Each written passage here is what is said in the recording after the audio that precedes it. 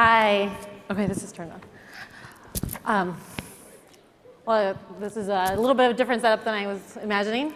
But my name is Andrea Rivera, and I run a group called Latitude, and it is the largest group on the West Coast for post-college young conservatives. Yeah, I know. And we now have over 500 members and still growing. So in LA, so we're in the belly of the beast. So a little bit of a background on my group. In 2008, I had recently graduated, and I felt isolated because I didn't know a single person who was my age who shared my values. And everyone I knew who was a conservative was older than my parents. So I started seeking a community of like-minded individuals who shared my values but that were in my age range. And believe it or not, in a city of 10 million people, I found nothing. So that sparked an idea to create a group for post-college young professionals in their 20s and 30s, and I decided to post this group on a website called meetup.com. And when I did that, it was one of these things that I was like, this is either going to be a success or a failure. And within 5 minutes, the first person joined.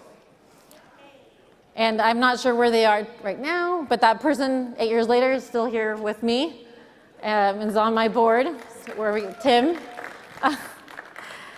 And at first, there was no plan behind the group. It was just an idea. But once we had our first meeting, there was 3 of us, and we met, connected, and came up with a game plan.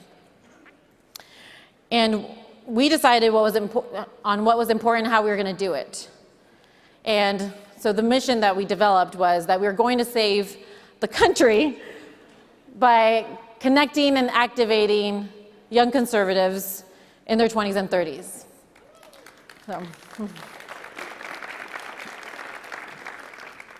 And then based on this mission, we came up with 4 principles. The first was to make it fun. Because when you've got we've got people who are starting their career, working long hours, the last thing they want to do when they get home from work is to work some more. So first, it was going to be fun. Then the next principle was education.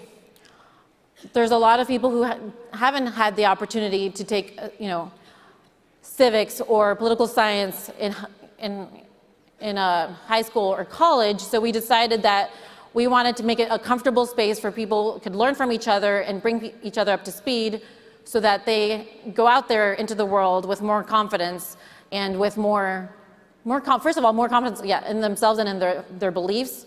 And not just saying they're conservative, but to know the why behind being a conservative. And then to actually be able to engage in good discussion with their peers. The third principle was volunteering. And we decided that we should do that because it would put our principles into action. That it's the individuals and the private sector that's able to help out the community more so than government. And then the fourth was grassroots. And that we would work on local campaigns and of our choice, and just support the conservative movement on the local level and however we could. And we did this on purpose in this order because it was a pipeline. First make it fun, then you get them educated, they start living it, and then by then you've got the activists by the end of it. So today, 8 years later, we have about 500 members.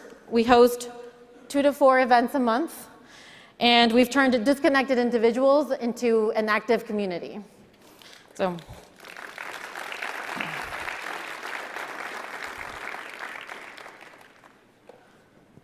So after 8 years of running this group with no budget, on our free time, here's what I've learned and how others can do it too.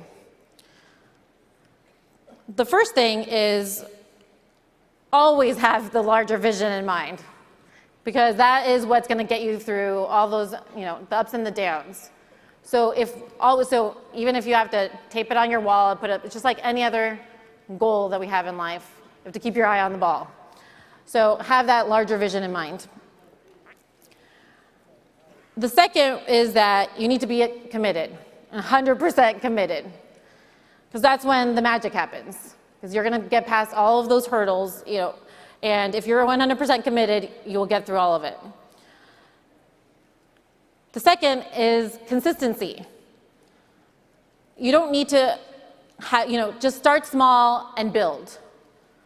You don't have to have a lot of events. Just start one event and then build from that. But the key is to be consistent. And even if you wanted 50 or 35 people to show up to an event and 3 people show up, you still show up. You don't cancel it. So that's the key, because people need to know that there's something reliable that they can go to every month. That's the key. The next would be personal connections. You should never underestimate the power of one-on-one connections. That's really how it all starts.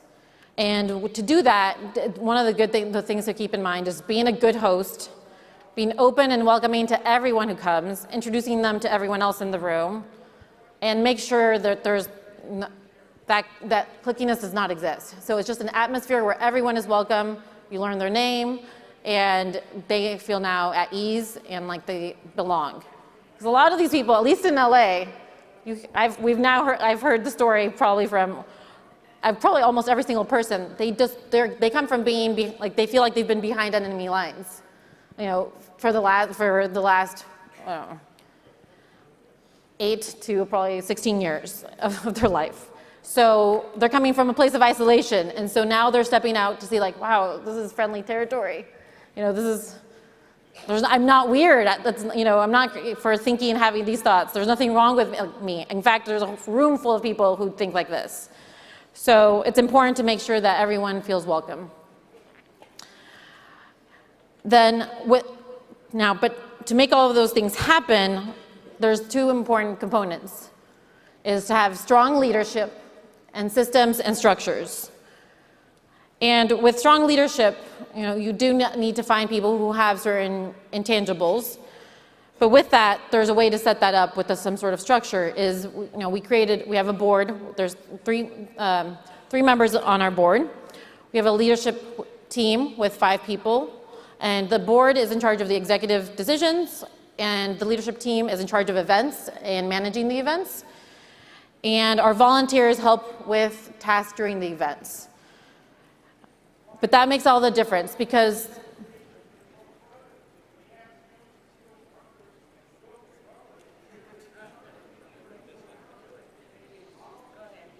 okay. Okay. All right.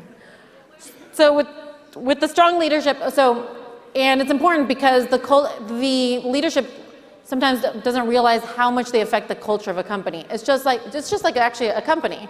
So the group takes on qualities of the leadership, and it's top down, and it will affect it. If you have got good leadership, it makes all the difference. If the right people with the intangibles aren't there, that also will hurt the group and the dynamic. So having the right leadership that has a similar mindset. And then having the systems and structures in place.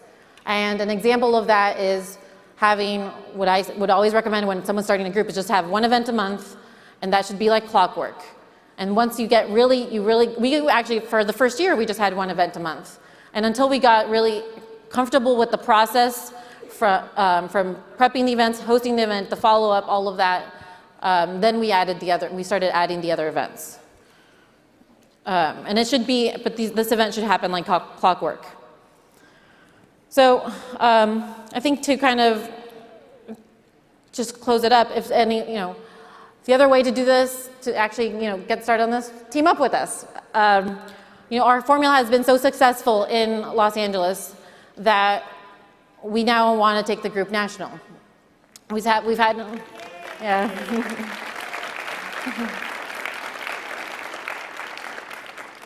Los Angeles is a very transient city. People come in for the industry. If they make it, great, they stay. and sometimes if not, they leave. And so we've had, I can think of at least 15 members who've become very close friends. They came either for school and they moved away, and I've stayed in touch with all of them, and they're in Austin and Charlotte and Denver, San Francisco, and I've heard the same thing over and over again, that they don't find a group quite like ours. And so right now they're working, but they're not as active when they were in LA. So that's how we found that there's actually a real need for this. And that's a demographic that I believe is underserved by the GOP. Because it's usually the college students and the pre-retirees, but there's a 40-year gap that's not being reached out to. So we are here to fill in that gap for the 20 and the 30-year-olds. So to make this happen, we just need one person in each city that is 100% committed and who wants to work with us, and sponsors to help make this happen. So if you're interested in working with us or starting a chapter, just let me know after the panel. Come up to me. I'm still here through tomorrow. And yeah, that's it. And I really believe, it's somewhere around here. There we go. Exactly what it says up there, that we the people are the agents of change, in reclaiming America's promise. So there we go. Thank you.